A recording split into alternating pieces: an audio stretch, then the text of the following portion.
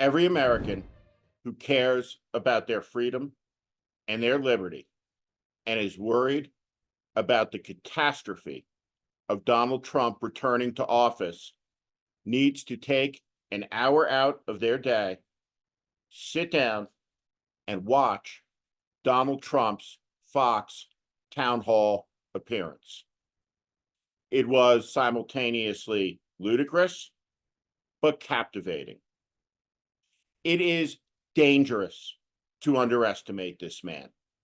Donald Trump spewed lies and made nonsensical statements, and never, not once, was there any pushback from either Bret Baier or Martha McCallum. This is what state television looks like. I think it's important to understand. Many people have talked about the fact that if Trump should be elected president in November, sometime on January 20th, the lights will go out. That's not true.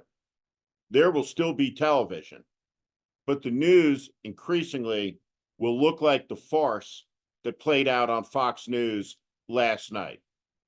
The countenance and bearing of both Bret Baier and Martha McCallum was ludicrous, utterly so. Notice when they ask him about election fraud or about January 6th, how the questions are couched. They are not presented as fact, but Democrats say, some say. They allow Trump the hole he needs to run through with his nonsense. Last night, Donald Trump said the stock market is so high because, well, he's beating Joe Biden. He denied saying he hopes for an economic crash, and then in the next breath, he said there would be one if he loses. He said that 25% of the stock market's gains are because of him. This is all nonsense. But understand this, his bluster and his nonsense works with an ignorant population of Americans who don't read, who are ill-informed. There was a remarkable scene in the town hall where Donald Trump talks about rounding up millions of people. He says, we have to do it. There's no talk about the practicalities of that, the cost of that, and specifically the moral cost. But watching Donald Trump talk about concentration camps and mass deportation centers in front of a cheering, all-white Iowa crowd was terrifying. It does bear mentioning that Charles Lindbergh, who is his spiritual father, he too came to Des Moines in 1940 to make a speech blaming the Jews for World War II. Commentators at the time labeled it the most un-American speech that had ever been given, and it was. Until Donald Trump started talking about revenge, retribution, and vengeance, which his handlers had him deny last night. Trump said he'd be too busy for retribution now because the whole country once again would be winning again. Doesn't it sound familiar to you? Do you remember in 2015 and 2016 when he said we'd be winning so much? Do you remember what winning looked like? Do you remember the chaos of COVID? Do you remember 1 million dead Americans, hundreds of thousands who died unnecessarily under the bearing and weight of his incompetence? Understand this about the war in Ukraine and Russia. Ann Applebaum, the distinguished scholar, pointed this out the other day on the Warning Podcast. Vladimir Putin won't stop fighting until he is convinced he has reached his maximum point of success. He's not ready to stop now because he believes his hand is about to improve. He'll keep fighting for another year because of Donald Trump. He knows if Trump comes back into power, he will allow Putin to operate with a free hand in Ukraine and in Europe. The terror will spread, the flames will spread, and there will be a war the likes of which there has not been on the European continent for 80 years. And it will be Donald Trump's fault. One amazing aspect of the evening was when Donald Trump talked about the fact that oil was $40 a barrel when he was president. And now that it's so much higher, the Iranians and Russians are flush with money. The oil markets collapsed when Donald Trump was president because of COVID, not because of Trump's policies. Trump's policies added $8 trillion to the national debt and weakened the country spiritually, morally, economically. He has pitted the American people against one another. There's a monument in Washington, D.C. that is more beautiful than all of the others. It is the Lincoln Memorial. And when it was dedicated, President Harding talked about the fact it was not for those assembled on that day, nor was it even a tribute to those who had sacrificed to emancipate the slaves and to give America a new birth of freedom. The monument, he said, was for us. It was a symbol, a warning. The costs of division, the price of civil war, and the greatness of the leader who would get us through it and bind up the wounds of the nation. The Lincoln Memorial sits there today, the marble statue of Lincoln staring out for eternity over the Washington, D.C. Mall, looking back towards the Capitol, where Trump's forces ransacked, desecrated, and attacked on January 6th when they assaulted the peaceful transition of power. Last night's event on Fox News demonstrates how thin the line is between truth and lies, and how well produced a lie can be.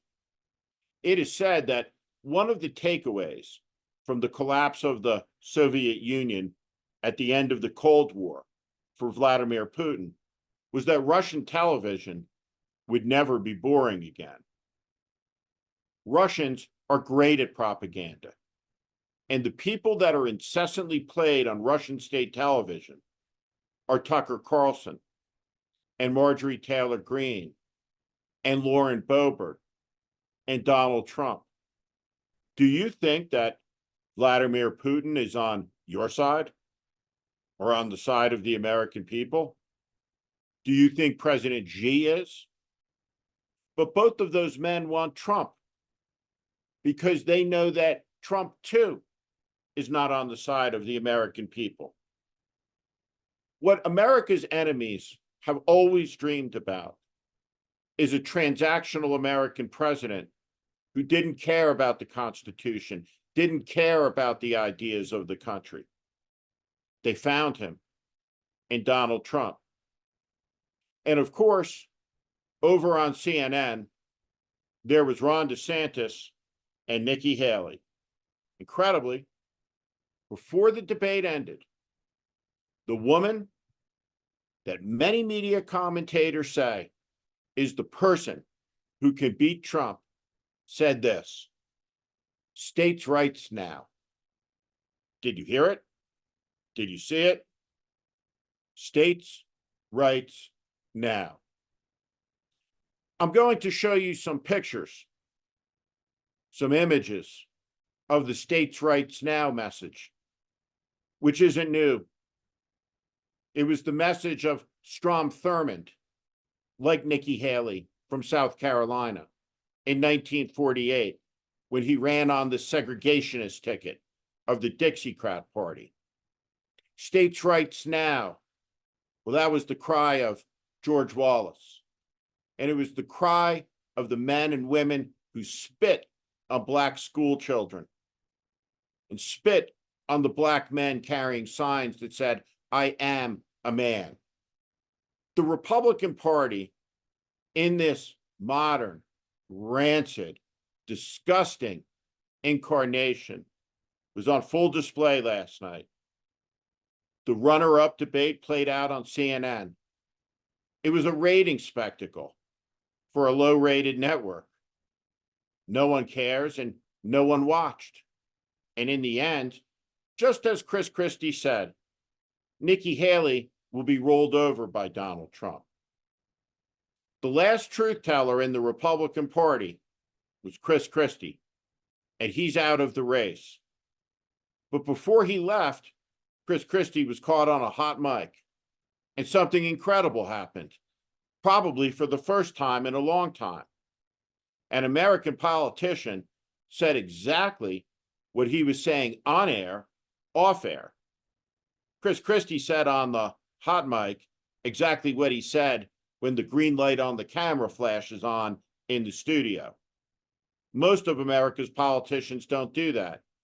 And the American people are constantly deceived, gaslit, and confused as a result. The 2024 race is shaping up. In 2022, I said a contest between Joe Biden and Donald Trump would be a national catastrophe in 2024. It is a national catastrophe.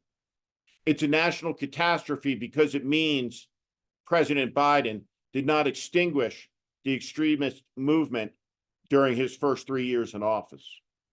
It exists, it persists, and now it's on its way to a comeback. This movement is a fascist movement, and it must be defeated by the American people in a broad political coalition.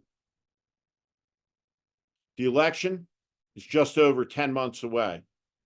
There is much work to be done. Should Donald Trump be the president of the United States, national catastrophe will follow. And anybody who watched Fox News last night, who knows a lick of history, knows anything about the 20th century, should be able to see it coming from miles and miles and miles away.